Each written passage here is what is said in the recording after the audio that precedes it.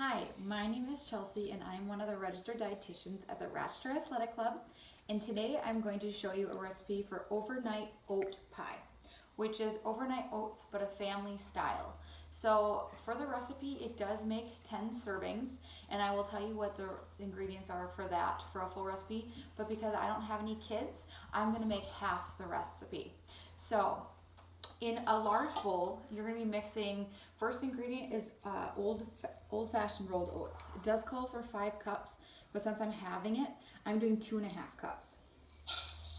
So put that in a bowl. The next ingredient is chia seeds. So for the full recipe, it does call for 1/3 of a cup. I'm doing half of that. Next ingredient is milk. It does call for an unsweetened choice of your milk. I'm doing unsweetened almond milk. So usually calls for 5 cups. I am doing half of that. So you can pour that in. And then the full recipe does call for 1.5 tablespoons of pure vanilla extract. So I will have that. Wonderful. And then it does call for 1/8 teaspoon of sea salt. I'm just going to do a little pinch into mine.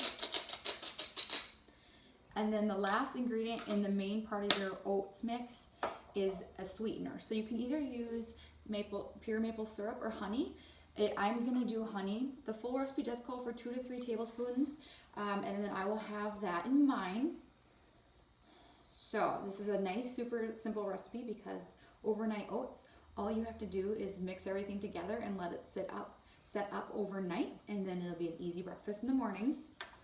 So with this, what you do is you just mix this up. The full recipe calls for a 9 by 13 shallow glass baking dish or a serving dish. And so I've just got a nice little round dish here. So once you get all that mixed together, you're going to pour that into your prepared pan. So I'm going to get this all nice out. Makes a great breakfast as the weather is starting to warm up. Perfect, and then you just want to spread this out evenly to a single layer there. And so all you have to do right now is we will refrigerate this for about an hour to kind of let it set up. And after an hour is when we add our toppings. So it does call for, the full recipe does call for about 2 cups of unsweetened Greek yogurt. So I've got a plain non-fat Greek yogurt here.